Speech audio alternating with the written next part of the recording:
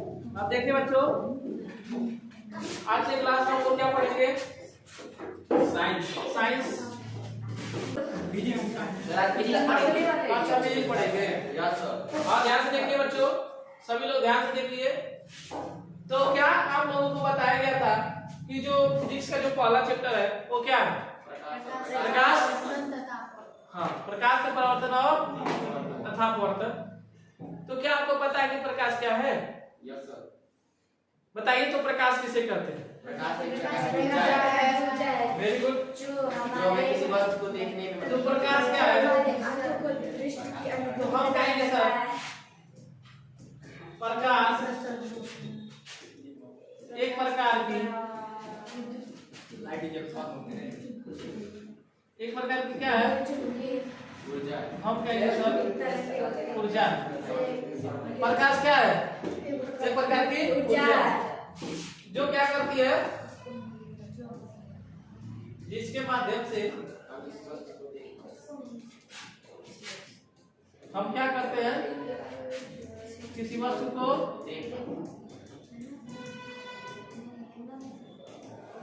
देख पाते हैं।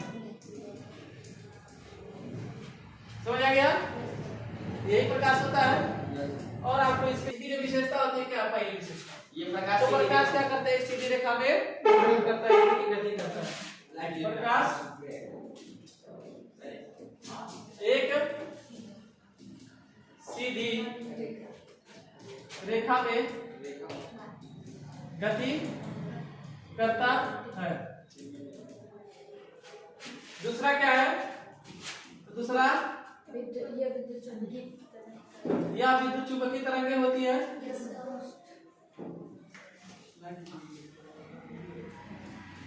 निर्वात में इसकी प्रकाश की चाल 3×10⁸ प्रकाश की चाल 3×10 क्या होती है? 3×10⁸ मीटर 3×10⁸ मीटर प्रति सेकेंड होती है। और क्या बताया गया था इसकी विशेषता? यह एक अनुप्रस्थ तरंग है। ठीक है? और भी इसके बहुत सारे प्रकाश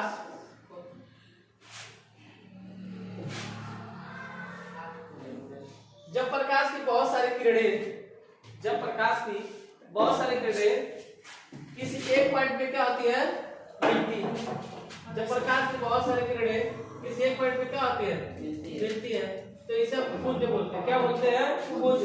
जब बहुत सारी किरणें जब चलती है उसको क्या बोलते हैं? पुंज बोलते हैं। ये प्रकाश कौन सा प्रकाश पुंज है? यानी कि एक ही पॉइंट पे जब मिलती है उसको हम बोलते हैं, क्या बोलते हैं? अभिसारी प्रकाश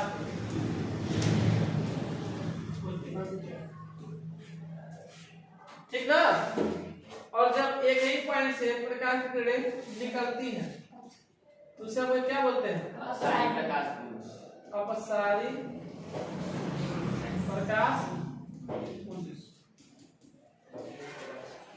समझ गया ना? और जब प्रकाश की किरणें कैसे निकल जाती है? समांतर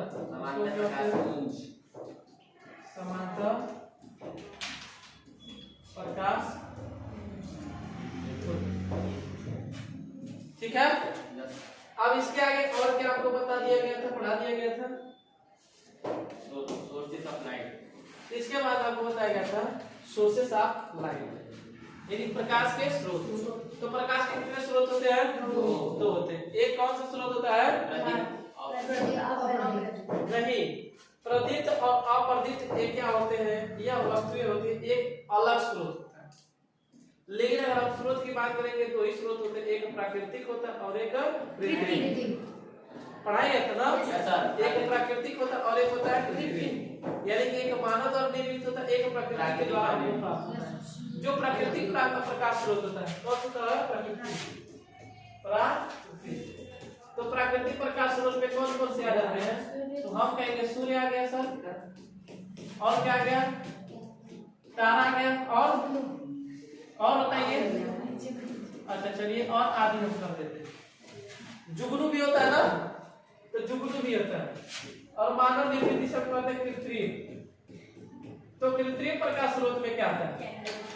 तो मानव द्वारा जो जैसे हो गया कैंडल, और क्या हो गया एलईडी बल्ब, और भी कोई बल्ब हो सकता है, एलईडी थोड़ी ना, बल्ब बस लिख देते हैं, जो भी विद्युत बल्ब। और क्या हो सकता है, और भी बहुत सारी चीजें हैं सर, बस आदि चंद्रमा में इसके अतिरिक्त अलग होते हैं, जिसको हम कहते हैं प्रदीप्त और एक अप्रदीप्त। तो प्रदीप्त वस्तु क्या होते हैं, जो स्वयं प्रकाश को क्या करते हैं, उत्पन्न करते हैं, और अप्रदीप्त किसे कहते हैं, जो स्वयं प्रकाश उत्पन्न नहीं करते। ठीक है ना। और इसके बाद क्या पढ़ाएंगे तो आपको प्रकाश का परावर्तन। तो प्रकाश का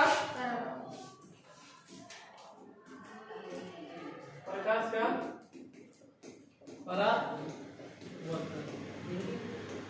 रिफ्लेक्शन ऑफ लाइट। प्रकाश का परावर्तन किसे कहते हैं, तो हम कहेंगे सर प्रकाश के परावर्तन के लिए हमको एक क्या चाहिए, चिकना सतह चाहिए, स्मूथ सरफेस चाहिए, या हमको कोई प्लेन मिरर चाहिए, ठीक ना, यानी कि समतल दर्पण चाहिए। तो जब किसी चिकने सतह पर या चमकीले सतह पर प्रकाश की किरणें क्या होती है, आपतित होती है, तो टकराने के पश्चात उसी मार्ग में या उसी माध्यम वापस लौट जाती है, तो प्रकाश के इसी घटना को प्रकाश का परावर्तन कहते हैं। जो किरणें आती है उसे हम क्या बोलते हैं, आपतित किरण। और जो टकरा के जाती है उसको क्या बोलते हैं, तो परावर्तित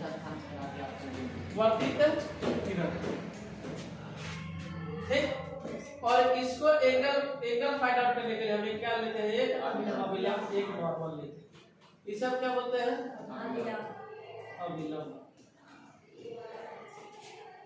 जो आपतित किरण आती है अभिलंब से जो एंगल बनाती है, जो कोण बनाती है, उसे हम क्या बोलते हैं, आपतन कोण, जिसे हम एंगल आई लिखते हैं, आपतन कोण। और जिस पॉइंट से प्रकाश की किरणें परावर्तित हो जाती है, अभिलंब से बनाती जो एंगल है, जो कोण बनाते हैं, उस कोण को हम क्या बोलते हैं, परावर्तन कोण। अब इस बिंदु पे जाके उसे आपतन बिंदु पर, ठीक है ना। आज जिस बिंदु पर आती है उस बिंदु को हम बोलते हैं आपतन बिंदु, आपतन बिंदु। समझ आ गया। और ये हमारा क्या, एक समतल दर्पण। यहाँ तक किसी कोई दिक्कत, यानी कि प्रकाश किसी भी समतल सतह पर, किसी भी चिकने पृष्ठ पर अगर आएगी, टकराएगी और जाएगी, तो उसे हम क्या कहेंगे, प्रकाश का परावर्तन। समझ आ गया। और जैसे समझो अपने भाषा में, देखते हो कि धूप में क्या होता है कि कुछ काली जो लड़कियां होती हैं और जो काले लड़के होते हैं और कुछ गोरे भी लड़के होते हैं जो अपनी सुंदरता को बचाना चाहते हैं, वो क्रीम लगाते हैं, और वो सनस्क्रीन होता है जी, नमक और सनस्क्रीन, तो कोनो सनलाइट भी होता है, और जब लगा लेते हैं ना तो उनको लगता है कि उनसे ज्यादा सुंदर इस संसार में कोई नहीं। यस सर, समझ आ गया ना। सही बात। और लड़कियां विशेष विशेष लगा लेती है तो उसको लगता है कि धरती पे ठुए हैं, उससे ज्यादा सुंदर कोई है ही नहीं। तब वो जानते हैं, वो अनजान में प्रकाश का परावर्तन पढ़ती है। क्या करती है, प्रकाश का परावर्तन। उनको पता है कि अपने हम इस स्किन को क्या बनाएंगे, एकदम चिकना बनाएंगे, एकदम समतल बनाएंगे।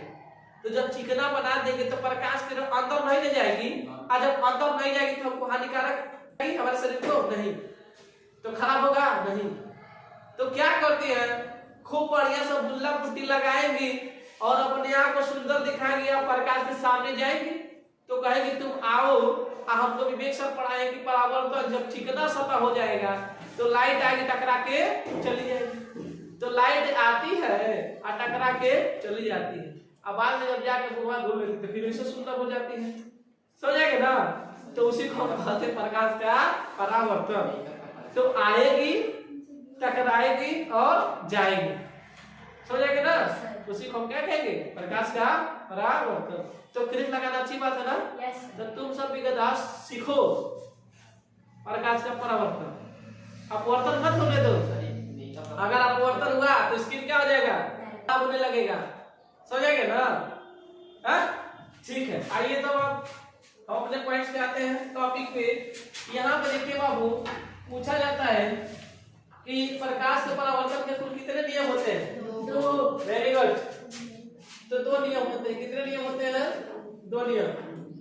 एक पहला नियम है और एक दूसरा नियम, समझेंगे ना?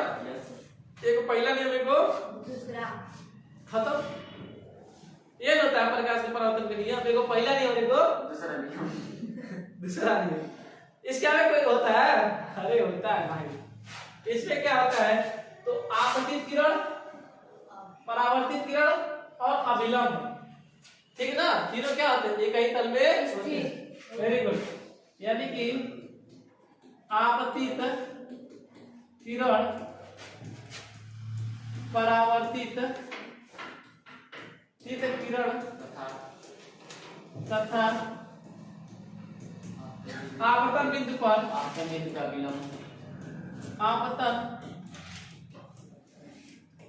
बिंदु पर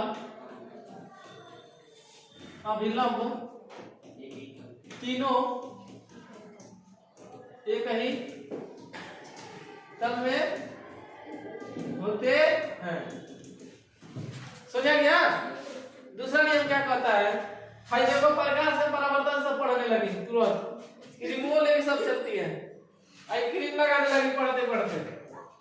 अब यहाँ देखिए, आपतन कोण आई, परावर्तन कोण आर हमेशा क्या होते हैं? बराबर होते हैं।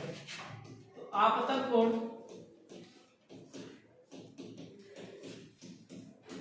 परावर्तन कोण